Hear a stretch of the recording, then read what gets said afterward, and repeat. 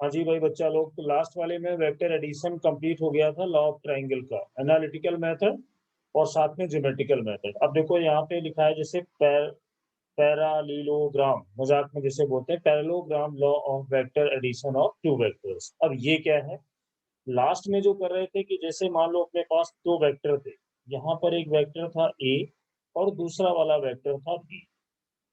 ये कुछ नया नहीं है, उसी में थोड़ा सा मॉडिफिकेशन करेंगे। अब देखना, याद करो जब इसको लॉ ऑफ ट्रायंगल से ऐड किया था तो मैंने बोला था कि दोनों में से किसी भी एक वेक्टर को without change in direction draw करो। और मान लेते हैं कि ये वेक्टर ए है जिसका मैग्नीट्यूड हम लोगों ने ए लिया था। अब ये इसका डायरेक्शन है, इसमें वेक्टर बी को ऐड किया था according to the law of triangle. तो वेक्टर बी का tail without change in direction हम लोगों ने ऐसे ड्रॉ किया था, वेक्टर बी जिसका मैग्नीट्यूड था बी, है ना। और इन दोनों वेक्टर के बीच का जो एंगल है उसको माना था theta, direction to direction. Resultant vector को मैंने ऐसे बनाया था, जो रिजल्टेंट वेक्टर होगा उसका टेल फर्स्ट वेक्टर के टेल से ज्वाइन करो, और जो सेकंड वेक्टर है उसके एरो से रिजल्टेंट वेक्टर के एरो को ज्वाइन कराया था।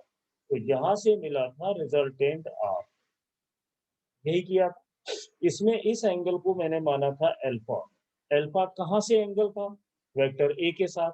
अब इसमें ये पैरेललोग्राम का क्या चक्कर है, देखना मैं इसमें क्या कर रहा हूँ। ये पॉइंट ओ, इसको हम लोगों ने माना था पी, यहाँ पर क्यू, और याद करो एक परपेंडिकुलर ड्रॉ किया था एस। नहीं मालूम है तो पीछे वाला लेक्चर देख सकते हो।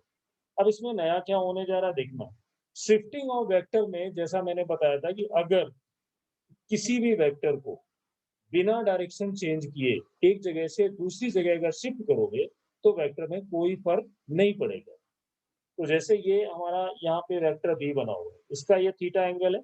अगर मैं इसके पैरेलल, ये देखिए ये मैंने वेक्टर बी बनाया, ऐसे क्या किया, वेक्टर बी को ध्यान से देखो, जैसा ये था वैसे ही यहाँ पे बना हुआ है। यानी वेक्टर वी के पैरेलल ही मैंने ये वेक्टर बी बनाया, उसको शिफ्ट कर दिया। अब ए वेक्टर जैसा बना था उस टाइप से बना दो, लो ये बना दिया। ये कौन सा वेक्टर आ गया, ए, पहले ये यहाँ पे था, इसको पैरेलली ऊपर बना दिया। अब यहाँ पे ध्यान से देखो, देख पैरेललोग्राम दिखाई देगा। ये वेक्टर बी हो गया, ये वेक्टर ए हो गया, बाकी ये डायग्राम पूरा वही है।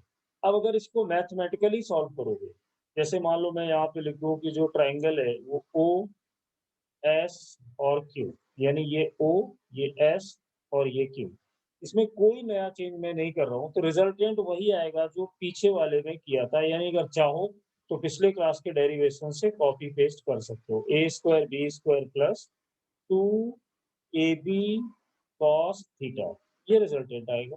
सेम दूसरी चीज, जब ये अल्फा निकालोगे रिजल्टेंट एंगल वाला, यानी टेन अल्फा, तो ये भी वही आएगा, बी साइन थीटा और A plus B cos theta. Problem ये है कि जब रिजल्ट सेम है, फॉर्मूला सेम है, तो इसको बताया क्यों जा रहा, बताया इसलिए जा रहा है कि इसमें मैंने किया क्या है। अगर इसको अच्छे से डिकोड करो तो क्या दिखाई दे रहा है कि वेक्टर ए मैंने यहाँ से स्टार्ट किया और वेक्टर बी को भी यहीं से स्टार्ट किया। देखो दोनों वेक्टर का अगर इसको पीछे की तरफ बढ़ाएं और वेक्टर बी को भी पीछे की तरफ बढ़ाएं, तो यहाँ पर एक पॉइंट आ रहा है जहां पर ये दोनों वेक्टर आपस में क्या कर रहे हैं, इंटरसेक्शन पॉइंट है, एक दूसरे को क्रॉस कर रहे हैं। दोनों वेक्टर को लॉ ऑफ ट्रायंगल में क्या किया था, पहले वेक्टर के हेड से दूसरे वेक्टर के टेल को ज्वाइन कराया। यहाँ पर दोनों वेक्टर का टेल एक साथ ऐसे बढ़ा दिया, और इसके बाद जो वेक्टर ये ए बना था, इसी वेक्टर ए के पैरेलल, यानी जितना इसका लेंथ है उतना ही लेंथ रखना है, डायरेक्शन चेंज नहीं करनी है, वेक्टर ए को यहाँ बना देना, ये बन गया। अब इस वेक्टर का जो रिजल्टेंट आएगा देखना, यहाँ से ज्वाइन करा दो ऐसे, ये, और ये वेक्टर बी है, इसके पैरेलल ये रहा, ये फिर वेक्टर बी आ गया। उसके बाद जैसा पहले डायग्राम बना हुआ था फिर से मैंने वैसे ही कर दिया, तो ये angle as it is theta रहा। ये पॉइंट आपका O है, ये P है, ये Q है और ये S है, और ये रिजल्टेंट है।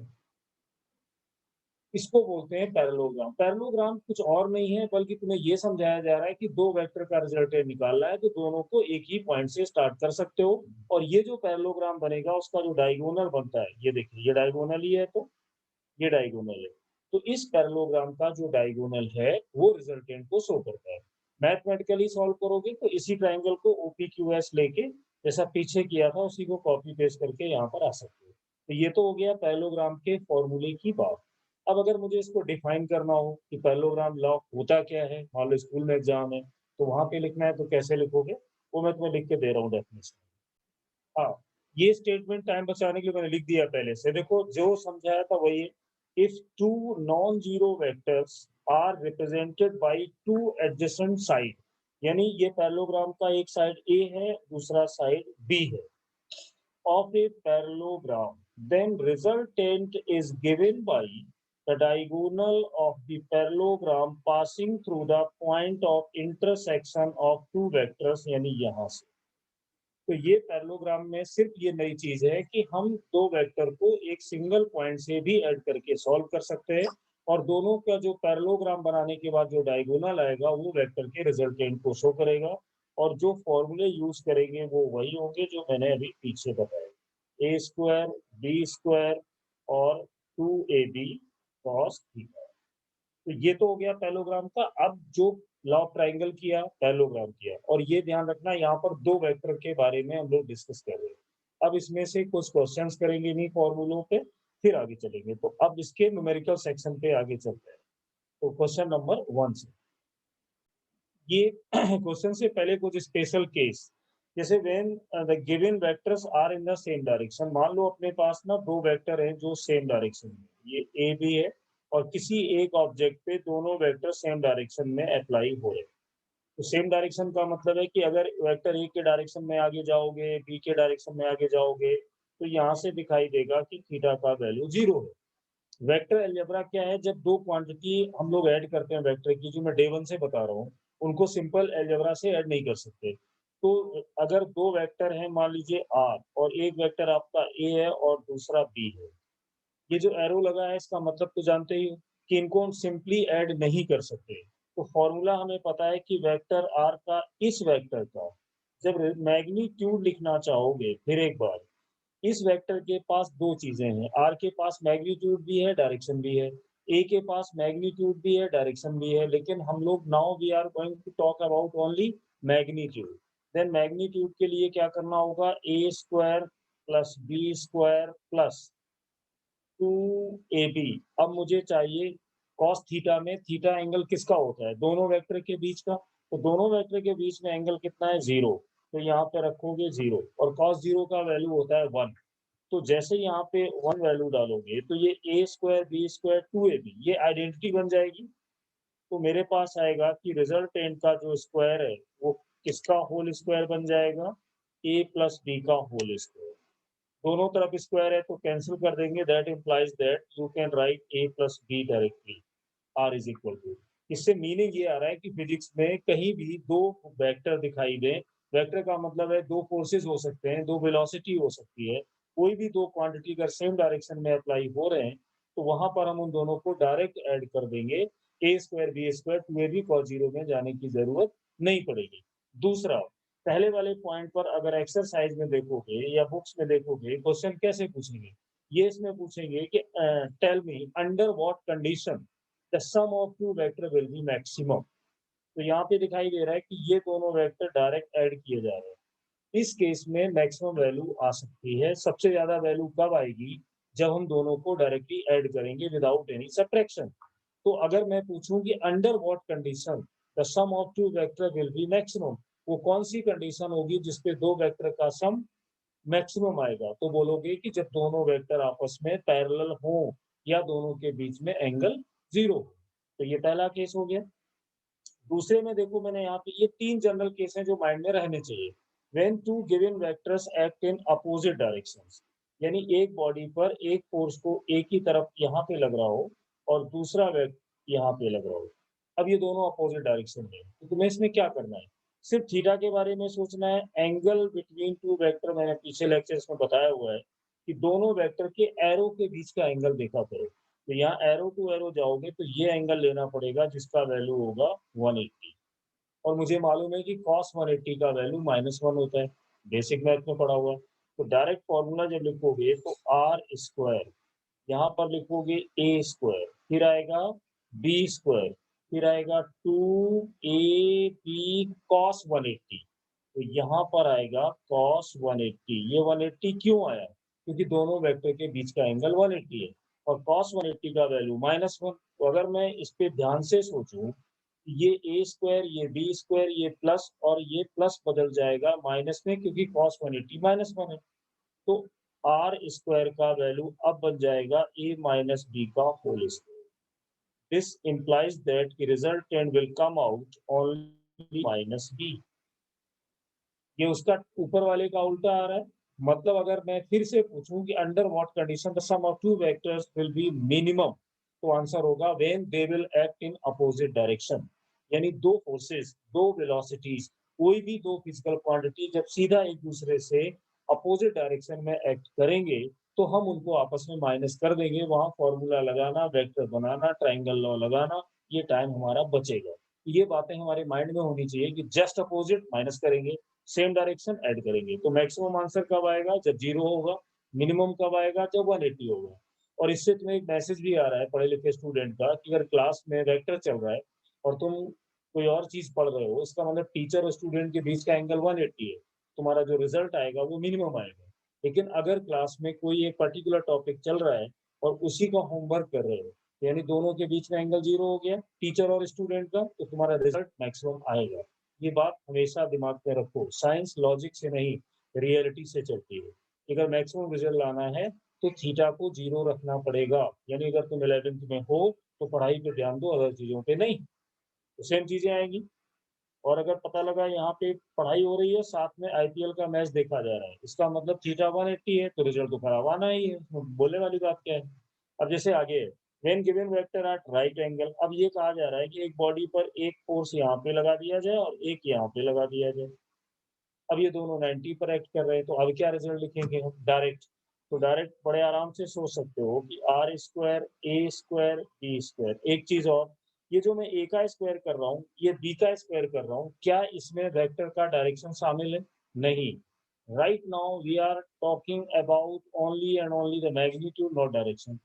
तो जब ये फॉर्मूला लिखा जाता है तो ए और बी के पास उस समय डायरेक्शन नहीं होता, क्योंकि ये मैग्नीट्यूड निकालने का फॉर्मूला है। डायरेक्शन का तो अलग आएगा, ए स्क्वायर बी स्क्वायर और प्लस आगे लिखोगे 2ab cos 90। तो cos 90 लिखने से cos 90 का वैल्यू होता है 0। तो क्या बचेगा? तो ये रिजल्टेंट आएगा यहाँ से ओनली ए स्क्वायर बी स्क्वायर। अब ये आर पर स्क्वायर था तो इधर अंडर रूट लगा देते हैं, तो ये रिजल्टेंट आ गया। अब ये जो रिजल्टेंट निकला ए स्क्वायर बी स्क्वायर, इसको लिखना है तो आराम से पॉज कर सकते हो और नोट्स बना सकते हो। अब अगले पे चलो। जैसे मैंने अभी रिजल्टेंट निकाला, जब राइट एंगल था तो ए स्क्वायर और बी स्क्वायर, इसका मतलब क्या है? थोड़ा समझने की कोशिश करो कि एक वेक्टर मेरा यहाँ पर था, एक वेक्टर मेरा यहाँ पर था, दोनों के बीच का एंगल कितना था? 90। तो इसका रिजल्टेंट कितना आया? ये आया। अब मैं यहाँ इस वेक्टर के बीच में रिजल्टेंट बनाना चाहता हूँ, तो उसके लिए मुझे डायरेक्शन की जरूरत पड़ेगी। तो याद करो, पीछे एक फॉर्मूला में कराया गया है कि जब रिजल्टेंट का डायरेक्शन निकालोगे टेन अल्फा, तो क्या लिखते थे? बी साइन थीटा और A plus B cos theta. इसका मतलब क्या है? इसका मतलब ये थीटा क्या था इसमें? Angle between two vector. इस पर्टिकुलर क्वेश्चन में हमारे दोनों वेक्टर के बीच का एंगल कितना है? सीधा बोला गया है राइट एंगल, यानी 90। तो रख दीजिए। तो देखो बी साइन 90 और A plus B cos 90। Cos 90 कितना होता है? 0। साइन 90 कितना होता है? 1। तो ये देखिए आ गया बी अपॉन ए। ये तुम्हें क्या मैसेज दे रहा है? ये एक सिंपल मैसेज ये दे रहा है कि इन दोनों वेक्टर का जो रिजल्टेंट बनाओगे, देखिए ये दोनों का इंटरसेक्शन पॉइंट है, जो मैंने पीछे पढ़ाया था, वेक्टर ए वेक्टर बी। तो इस इंटरसेक्शन पॉइंट से आगे तुम्हारा रिजल्टेंट यहाँ पे कहीं जाएगा। अब ये पैरेललोग्राम लॉ टाइप का आ गया। तो ए के पैरेलल वेक्टर ए को बना दो। लो मैंने ये वेक्टर ए का मैग्नीट्यूड बना दिया। बी के पैरेलल बी को बना दो। क्या ये पैरेललोग्राम लॉ बन गया? बिल्कुल। तो यहाँ तक ये जो रिजल्टेंट आ रहा है, यही वैल्यू होगी हमारी ए स्क्वायर प्लस बी स्क्वायर। बिल्कुल होगी। अब ये रिजल्टेंट वेक्टर यहाँ तक जाएगा, इसका एंगल ये रहा आपका tan अल्फा, जो क्या निकाला गया b/a। आगे से ध्यान रखना, जब कभी भी दो वेक्टर आपस में 90 एंगल पर लगेंगे तो उनका रिजल्टेंट एंगल निकालने के लिए b/a कर देंगे सीधा। b किस डायरेक्शन में है, अगर ध्यान से देखो तो ये y डायरेक्शन है और ये x डायरेक्शन है। कहने का मतलब है अगर दो वेक्टर राइट एंगल होंगे तो उनके रिजल्टेंट में हम लोग क्या किया करेंगे, y डायरेक्शन के वेक्टर का मैग्नीट्यूड और a डायरेक्शन यानी इसका मैग्नीट्यूड और इसका मैग्नीट्यूड डायरेक्ट आपस में डिवाइड करेंगे और हमें रिजल्टेंट वेक्टर का एंगल मिल जाएगा। एक तो हमने इससे ये देखा। अब आगे चलो, जैसे मान लो मैं यहीं पे क्वेश्चन आता है, कभी कभी रेंज आ जाता है, रेंज से रिलेटेड क्वेश्चन पूछा जाता है, रेंज ऑफ रिजल्टेंट। अब ये रेंज ऑफ रिजल्टेंट का क्या चक्कर है, जैसे हम लोगों ने देखा कि रेंज का मतलब है कि मिनिमम कितना हो सकता है और मैक्सिमम कितना हो सकता है, ये रिजल्टेंट। तो मिनिमम ऐसे और ऐसे। अब सोचो, मैंने अभी तुम्हें बताया कि कोई भी दो वेक्टर है, मान लो यहाँ पर एक छोटा सा एग्जांपल है कि मेरे पास एक वेक्टर है जिसका वैल्यू 3 यूनिट है, कोई भी एक यूनिट लिख देते हैं, मीटर पर सेकेंड, फोर्स, कुछ भी हो सकता है क्योंकि वेक्टर क्वांटिटी तो बहुत सारी है, और ये 4 यूनिट है। मैंने पूछा कि इन दोनों वेक्टर का रेंज क्या हो सकता है, किस चीज का रेंज, रिजल्टेंट का। तुम बोलोगे सर आप ही ने बताया था कि जो मिनिमम वैल्यू है वो a माइनस बी हो सकती है और जो मैक्सिमम वैल्यू है वो a प्लस बी हो सकती है। ये वैल्यू कब आती है, जब दोनों वेक्टर आपस में अपोजिट डायरेक्शन में हो यानी एंगल 180 हो, और ये वैल्यू तब आती है जब दोनों वेक्टर का एंगल 0 हो। तो अगर मैं इसमें वैल्यू रख दूं a माइनस बी तो इसका आंसर निकालना आसान है। ए का वैल्यू 3, बी का वैल्यू 4, तो यहाँ पर कर सकते हैं 3 माइनस 4, और ये देखिए ये रेंज होगा, और यहाँ पे लिख सकते हैं 3 प्लस 4, यानी मैक्सिमम वैल्यू दोनों के ऐड करके आएगी और ये माइनस करके आएगी। तो अगर मैं मैग्नीट्यूड की बात करूंगा तो साइन प्लस माइनस तो लूंगा नहीं, तो अगर इसको सॉल्व करूं तो यहाँ से 1 आता है और मैग्नीट्यूड में, और यहाँ से अगर मैं बात करूं तो 7 आता है। तो इस फोर्स की रेंज क्या है, इसके ऑप्शन तुम्हें बना के दे दिए जाएंगे कि कोई दे दिया, पहला ऑप्शन मान लो 2, अगला ऑप्शन दे दिया 4, अगला ऑप्शन दे दिया 8 और अगला ऑप्शन दे दिया 5। ये ऑप्शन ऐसे बना दिए ए बी सी डी, और ये दो वेक्टर दे दिए। तो आप बताइए इसमें कौन सा ऑप्शन सही होगा। अब तुम्हें ये पता है कि इन दोनों का रिजल्टेंट हम लोग 1 और 7 के बीच में कुछ भी निकाल सकते हैं। क्यों, अगर 0 लेंगे तो 7 आएगा, 180 लेंगे तो 1 आएगा, बीच में कोई और एंगल लेंगे तो कुछ और वैल्यू आएगी। पर इसमें देखिए 2 हो सकता है क्या, यस। 4 हो सकता है, यस, क्योंकि 1 और 7 के बीच में। 8 हो सकता है, नहीं, क्योंकि 7 से ज्यादा हो ही नहीं सकता। 5 हो सकता है, यस। तो इसका option A, option B, option D, तीन ऑप्शन सही हो गए।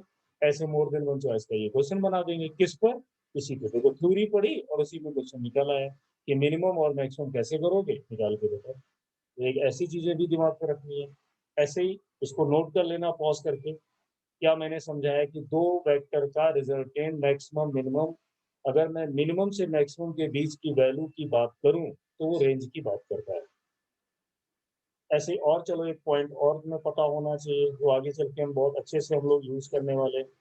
जैसे मान लो कि मेरे पास दो वेक्टर हैं जिनको मुझे ऐड करना है, ए प्लस बी। बाई चांस ऐसा हुआ कि मैग्नीट्यूड जो वेक्टर ए का है, अगर कभी ऐसा हो ए और बी आपस में इक्वल हो गए,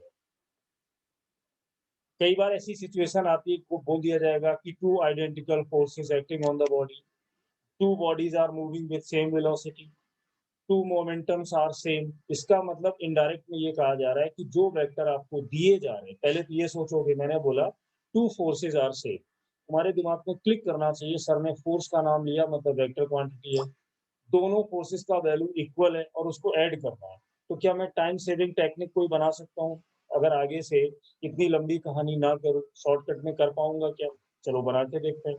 तो ये ए और बी अगर इक्वल है, अगर मैं ये मान लूं कि ए और बी का वैल्यू, ए और बी कोई भी रख सकते हो क्योंकि दोनों आपस में इक्वल है, तो ए की जगह ए रख दो, बी की जगह बी रख दो, क्या फर्क पड़ता है। फॉर्मूला कहता है कि R square equal A square plus का बी स्क्वायर प्लस का 2ab cos थीटा। अब ए और बी अगर आपस में इक्वल है तो चलो मैं इसको लिख देता हूँ ए स्क्वायर बी स्क्वायर 2a और बी की जगह भी ए और ये cos थीटा और ये है आर स्क्वायर। अब देखो इससे क्या होगा, अगर मैं इस b को भी a कर दूं क्योंकि ये आपस में इक्वल है तो ए स्क्वायर दोनों ऐड करो 2a स्क्वायर हुए, यहाँ से भी 2a स्क्वायर इसको कॉमन लोगे तो आएगा 1 प्लस cos थीटा। और आगे चलते हैं, यहाँ पर आया 2a स्क्वायर, यहाँ लिख सकते हैं 1 plus 2 cos square theta by 2 minus 1। अब तुम्हारे दिमाग में ये आएगा कि ये cos थीटा की जगह सर ने ये कहाँ से लिख दिया 2 cos square theta by 2 minus 1। ये पीछे जाके ट्रिग्नोमेट्री में जो बेसिक मैथ मैंने पढ़ाया था ना, लेक्चर नंबर 2 ट्रिग्नोमेट्री, वहां पर ये सारे फॉर्मूले बनाए हैं, ये cos 2 थीटा के फॉर्मूले को यूज किया है। तो पुरानी बातें बार बार यूज नहीं की जाती, अगर ये नहीं पता चला है तो ट्रिग्नोमेट्री का बेसिक आना चाहिए। चलिए तो यहाँ से फायदा ये हुआ 1 से 1 कटा, ये 2 और 2 कितने 4a square cos square theta by 2 और ये रिजल्टेंट है r। अगर r लिखेंगे तो यहाँ अंडर रूट आएगा क्योंकि लेफ्ट हैंड साइड में स्क्वायर है। तो देखो अब क्या हुआ, तो रिजल्टेंट हमारे पास बन गया, अंडर रूट से बाहर आएगा तो ये रह जाएगा 2a क्योंकि 4a स्क्वायर है और cos square theta replace by cos theta by. क्या ये हमारे पास एक टाइम सेविंग टेक्निक का काम करेगा? यस। तो अब कभी भी अगर दो वेक्टर है आपस में, जैसे मान लो कभी ऐसा नंबर आया कि दो वेक्टर दिए हुए थे ऐसे, ये ए और ये बी, और मान लेते हैं कि इसका मैग्नीट्यूड ए था और इसका मैग्नीट्यूड बी था, दोनों, और दोनों के बीच में अगर मान लो एंगल का वैल्यू 30 डिग्री दी 60 डिग्री दिया हुआ है, मुझे इन दोनों का रिजल्टेंट चाहिए, तो क्या मैं इतनी लंबी स्टोरी बनाऊंगा ए स्क्वायर बी स्क्वायर 2ab? नहीं, बस मुझे ये याद आ जाएगा कि मेरे से ऐड करवाया जा रहा है, दोनों वेक्टर का मैग्नीट्यूड सेम है, तो सर ने बोला था 2a cos थीटा बाई 2 कर दिया। तो यहाँ लिखेंगे 2a और यहाँ लिखेंगे cos थीटा बाई 2 का मतलब है दोनों के एंगल का आधा यानी 30 डिग्री। तो cos 30 का वैल्यू कितना होता है √3 है, √3/2, 2 से 2 कट गया तो देखो रिजल्टेंट आ गया √3 टाइम्स ऑफ a। इसी टाइप से यहाँ पे कोई भी एंगल दिया जा सकता है, 90 हो सकता है उसका आधा करोगे 45, 120 हो सकता है तो 60 बन जाएगा। ऐसे तुम्हारे क्वेश्चन की स्पीड यहाँ से मेंटेन होगी। अब देखा होगा अपनी सीट वगैरह में क्वेश्चन दिया रहता है कि अगर दो वेक्टर है, अब मान लो इसमें देखना एक छोटा सा यहीं पे एग्जांपल ये बना देते हैं कि if magnitude of A is equal to B, साथ में ये भी दे देते हैं कि अगर इन दोनों के वेक्टर का जो रिजल्टेंट है वो भी ए और बी आपस में इक्वल है ए और रिजल्टेंट भी इक्वल है ए के। इस टाइप से लिख के आएगा कि if two vectors are having same magnitude and if the resultant of two vector will also be same, मतलब दो वेक्टर हैं जिनका मैग्नीट्यूड सेम है और उन दोनों का रिजल्टेंट भी से वही है जो वेक्टर ए का मैग्नीट्यूड है या वेक्टर बी का मैग्नीट्यूड है। और सिंपल समझ लो, एक बार और रिपीट कर रहा हूँ, मान लो किसी ने बोला कि there are two vectors, both are having same magnitude, and if the resultant of these two vectors having the magnitude of equal to vector a or b, then find the angle between them। दो vector दोनों का magnitude same, उनका resultant भी उन vectors के magnitude के equal, तो बताइए दोनों के बीच का एंगल कितना। तो कुछ बच्चे ये पूरा यहाँ से लिख के करेंगे और जिनके दिमाग में ये होगा कि सर ने बोला था अगर दो वेक्टर का मैग्नीट्यूड सेम हो और मुझे उनको ऐड करना हो तो ये फॉर्मूला डायरेक्ट लिख सकते हो। इसमें कहा गया कि रिजल्टेंट भी ए हो सकता है, ए या बी, अगर यहाँ बी लिखा है तो यहाँ भी लिख देना। तो 2a cos थीटा बाई 2, ए से कट गया, इधर आएगा 1/2 और इधर आएगा cos थीटा बाई 2 आया। अब 1/2 का वैल्यू cos में किसका होता है 60 का होता है, तो यहाँ cos 60 हुआ और यहाँ cos थीटा बाई, cos से cos कंपेयर किया तो थीटा बाई 2 का वैल्यू कितना मिला 60 डिग्री मिला, तो फिर थीटा कितना होगा 120 डिग्री। हो गया सॉल्व। इस टाइप से हम इन क्वेश्चंस में टाइम भी बचा सकते हैं। तो ये है एक जनरल डिस्कशन कि मैग्नीट्यूड सेम हो तो कैसे करेंगे, ये फॉर्मूला। और बार-बार मैं बोल रहा हूँ, ये जो फॉर्मूले की मैं बात कर रहा हूँ, we are talking about only the calculation of magnitude. और डायरेक्शन निकालना हो तो उसके लिए tan alpha b sin theta upon a plus b cos theta हम लोग यूज़ करते हैं। एक चीज़ तो ये हो गई। अब और आगे क्वेश्चन पे जाने से पहले एक चीज़ हमें और समझनी है, और वो है subtraction of vector. Subtraction of vectors. हम लोगों ने एडिशन देखा, एडिशन में लॉ ऑफ ट्रायंगल पढ़ा, ज्योमेट्रिकल मेथड, फिर पैरेललोग्राम मेथड, फिर उनका एनालिटिकल मेथड, फिर उन फॉर्मूलों को समझा, फिर धीमे-धीमे गए। अब इसमें दिमाग में आ रहा होगा कि यार ऐड करना तो आ गया, ये सब्ट्रैक्ट करने का क्या चक्कर है? इसको कैसे करें? तो ये कुछ स्पेशल नहीं है। जैसे देखना, मैं अभी 1 मिनट में समझा देता हूँ। अगर मान लो हमारे पास एक वेक्टर ए है और दूसरा वेक्टर बी है, ठीक? पहला केस हम लोग ये पढ़ते आए हैं कि अगर दोनों वेक्टर को ऐड करना है, मान लो ये हमें पता है, तो इसका मैग्नीट्यूड कितना होगा? तो आंसर होता है कि ए स्क्वायर लिखोगे, बी स्क्वायर लिखोगे, 2ab और कॉस थीटा लिखोगे। ये चीज़ पहले से पता है।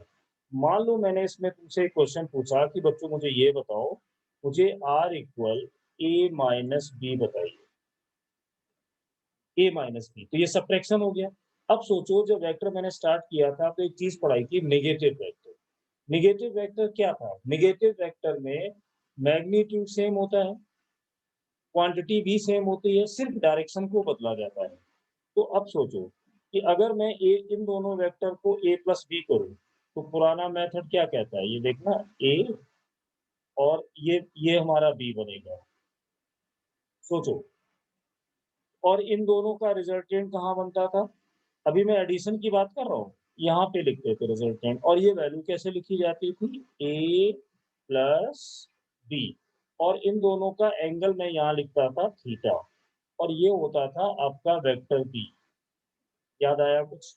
और यहाँ पर होता था रिजल्टेंट अल्फा। अब नया क्या होने जा रहा है? तुम इसको एक काम करो, क्या मैं इसको ऐसे लिख सकता हूँ कि मैं वेक्टर ए में बी को ऐड करूंगा, लेकिन किसको ऐड करूंगा? माइनस बी को। तो एडिशन ही तो कर रहे हो, सब्ट्रैक्शन कहाँ हुआ? बस ध्यान क्या रखना है कि जो डायग्राम बनाया उसमें वेक्टर बी का नेगेटिव वेक्टर तुम्हें बनाना होगा। तो वेक्टर बी ये है, मैंने जैसे प्रैक्टिस कराई थी कि ऐसा वेक्टर ड्रॉ करो, जो इसकी डायरेक्शन है उसको ठीक उल्टा कर दो। तो अब ये क्या माइनस बी वेक्टर बन गया। तो लॉ ऑफ ट्रायंगल में इस वेक्टर बी का नेगेटिव वेक्टर बनाने के लिए तुम्हें नीचे की तरफ बनाना होगा। ये लो, ये बी वेक्टर आ गया। तो ओरिजिनली प्लस इधर है, अगर मैं इसका माइनस करूं तो नीचे की तरफ आएगा। अब बोलो, लॉ ऑफ ट्रायंगल का रूल क्या था? कि जहां से पहला वेक्टर बना, रिजल्टेंट ये हो गया। लो, क्या ये रिजल्टेंट आया? जो रिजल्टेंट भी आ गया। अब मुझे इसको सॉल्व कैसे करूं? तो अब इस वेक्टर ए के बीच में जब अपने फॉर्मूले पे जाओगे, यहाँ पर इस वाले पे, तो क्या थीटा चेंज होगा सबट्रैक्शन के केस में? दो वेक्टर इस फॉर्मूले में इस थीटा की जगह दोनों वेक्टर के बीच का एंगल लिखा जाता है। पहले वाले केस में जब एडिशन कर रहे थे तो वेक्टर ए का डायरेक्शन ये था, वेक्टर बी का डायरेक्शन ये था, और इन दोनों के बीच का एंगल थीटा था। बट अब पिक्चर बदल गई। अब क्या हुआ? बी का एरो तो यहाँ पर दिख रहा है और ए का एरो यहाँ दिख रहा है। तो अपने फॉर्मूले में मुझे ये एंगल चाहिए, मान लो ये थीटा डैश, इसकी जरूरत है, क्योंकि अब जो सब्ट्रैक्शन का केस है उसमें ए और बी का इस कंडीशन में जो एंगल होगा वो ए की इस डायरेक्शन और बी की इस डायरेक्शन के बीच में होगा। तो मतलब फॉर्मूला देखिए नहीं बदला। क्या हुआ? A square B square plus 2ab, ये अभी तक वही है, कॉस भी वही है, बट अब हम लोग इस थीटा को नहीं लिखेंगे, थीटा डैश को लिखेंगे, जो मुझे ये है। अब ये थीटा डैश आएगा कैसे? तो उसमें तो कोई बड़ी बात नहीं है, एक लाइन ऐसे सीधी खींचो और उसमें देखो कि जब तुम्हें ये थीटा पता है और ये एंगल तुम निकालना चाहते हो थीटा डैश, छोटा बच्चा भी ये जानता है कि स्ट्रेट लाइन का ये पूरा एंगल कितना होता है? 180। तो फिर इतना एंगल थीटा डैश कितना होना चाहिए? 180 माइनस थीटा। आराम से एंगल आ गया। तो अगले स्टेप में क्या किया, यहाँ लिखा ए स्क्वायर, यहाँ लिखा बी स्क्वायर, यहाँ लिखा 2ab कॉस थीटा की जगह क्या कर दिया 180 माइनस थीटा। तो सब्ट्रैक्शन में इस फॉर्मूले में क्या चेंज आया, जहाँ पे थीटा था वहां पे 180 माइनस थीटा आ गया। मैं कभी नहीं बोलता हूँ कि फॉर्मूले रटो, फील करो, कॉन्सेप्ट को समझो और अप्लाई करने की आदत डालो। अब बोलो आगे क्या होगा, A square B square cos 180 minus theta. अब ट्रिग्नोमेट्री की जरूरत पड़ गई। मैंने कहा था कि अगर यहाँ पर 180 दिया है, पाई लिखा है, तो जो फंक्शन है कॉस का वो नहीं बदलेगा। तो क्या करोगे, मैंने यहाँ बीच में साइन नहीं लगाया, ऐसे लिख दिया 2ab cos थीटा ही आएगा। cos 180 माइनस थीटा हो या 2 पाई माइनस थीटा हो या 2 पाई प्लस थीटा हो, अगर पाई आ रहा है और बाई 2 नहीं है, n पाई की फॉर्मेट पर है, तो फंक्शन नहीं बदलेगा। लेकिन ये cos की वैल्यू जो आएगी, इसकी वैल्यू क्या आएगी cos थीटा। अब ये प्लस आएगी या माइनस आएगी, तो जो 180 माइनस थीटा है वो ट्रिग्नोमेट्री के सेकंड क्वाड्रेंट में जाएगा। सेकंड क्वाड्रेंट में साइन पॉजिटिव हो सकता है बस, यानी कॉस नेगेटिव होगा, तो यहाँ पे माइनस साइन आ गया। तो ये देखो रिजल्टेंट का फॉर्मूला बन गया A square B square minus 2ab cos. इस तरीके से हम वेक्टर को सेपरेट करते हैं। ये एंगल निकालना भी आ गया। अब मान लो जैसे थोड़ी प्रैक्टिस के लिए ये वेक्टर ए था, इसको मैंने बी माना था। अब मेरी जरूरत है कि मैंने तुमको बोला कि मुझे वेक्टर ये सॉल्व करके दो बी माइनस ए। तो क्या करेंगे, तो जैसे ही मैं बी माइनस ए दूं, तुम्हारी नजर ये पड़नी चाहिए कि माइनस किसके साथ है, ए के साथ है। इसका मतलब है कि यहाँ पर इस वेक्टर को अगर मैं उतना ही लेंथ उतनी रखूं, एरो को चेंज कर दूं ऐसे, तो क्या ये माइनस ए बन जाएगा, बिल्कुल बन जाएगा। तो अगर मैं कुछ नहीं करता तो पुरानी वाले डायग्राम के अकॉर्डिंग देखूंगा तो मेरा ये था, इन दोनों के बीच का ये एंगल थीटा था, यही था ना पूरा। अब मुझे बी माइनस ही करना था, तो इसकी डायरेक्शन बदलनी पड़ेगी। अब देखना, इस पे फोकस करो, पहले बी को बनाइए, डायग्राम बनाना सिखा रहा हूँ, ये लो बी बना दिया, बन गया। वेक्टर ए को इसमें ऐड करिए। वेक्टर ए को ऐड करना है तो जैसा दिया था पहले वैसा ही वेक्टर ए यहाँ पे बना दो, लो बना दिया। अब इन दोनों वेक्टर के बीच का एंगल कितना होगा, देखो ये वाला एंगल मान लो थीटा था, क्योंकि ये किसका डायरेक्शन है बी का, ये किसका डायरेक्शन है ए का। इसका रिजल्टेंट कहाँ होगा, तो रिजल्टेंट होगा ये। हाँ, लेकिन ये अभी सब्ट्रैक्शन नहीं है बच्चों, ये ए प्लस बी है या बी प्लस ए है, पर मुझे तो बी माइनस ए करने के लिए बोला गया था। तो ये कैसे होगा, कोई दिक्कत नहीं, ये जो ए वेक्टर है इसका नेगेटिव ये बना, इसको ठीक उल्टा बनाइए, इधर जाइए इधर, तो ये होगा ना माइनस है, तो तुम्हारा रिजल्टेंट अब इधर की तरफ भागेगा, ये रिजल्टेंट हो गया। अब बताओ क्या ये वेक्टर बी का डायरेक्शन है, ये ये देखो बी बी बी, ये जा रहा है ये बी, और ये ए का डायरेक्शन है, तो अब ये थीटा नहीं चाहिए, अब मुझे ये थीटा डैश चाहिए। तो यहाँ से फिर दिखाई दे रहा है कि ये एंगल थीटा है और मुझे ये थीटा डैश चाहिए, मतलब थीटा डैश की वैल्यू फिर से 180 माइनस थीटा आ गई। यानी सिंपल सी बात है कि जब सब्ट्रैक्शन करना है तो नए तरीके से नहीं पढ़ना है, वो एडिशन ही करना है, और जिस वेक्टर में माइनस साइन लगा हो अपने लॉ के डायग्राम में उसकी डायरेक्शन बदल दो, निगेटिव वेक्टर बना दो और निगेटिव वेक्टर बना के ऐड कर दो, काम खत्म। तो इसमें अगर रखेंगे तो फिर से वही आ जाएगा, A square plus B square plus 2ab cos 180 minus theta. और 180 माइनस थीटा अगर यहीं सॉल्व करो, ये इसी पे छोड़ दो, क्योंकि 180 माइनस थीटा करोगे माइनस अपने आप आ जाएगा। तो ये था सब्ट्रैक्शन वाला। ऐसे हम वेक्टर को आपस में सब्ट्रैक्ट करेंगे।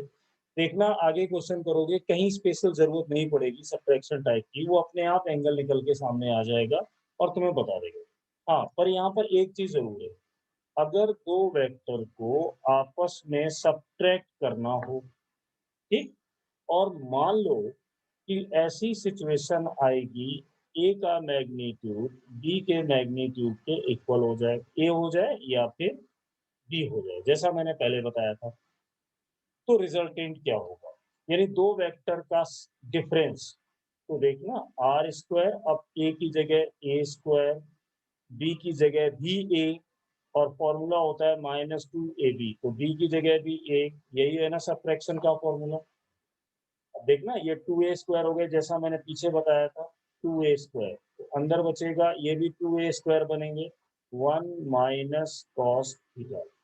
मुझे 1 को काटना है, तो 1 माइनस यहाँ पर आ जाएगा 1 minus 2 sine square theta by 2।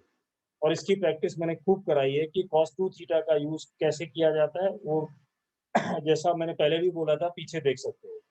तो अब ये आएगा 2a², 1 माइनस 1 अंदर जाओगे तो 2a sine square theta by 2, 1 से 1 कटा,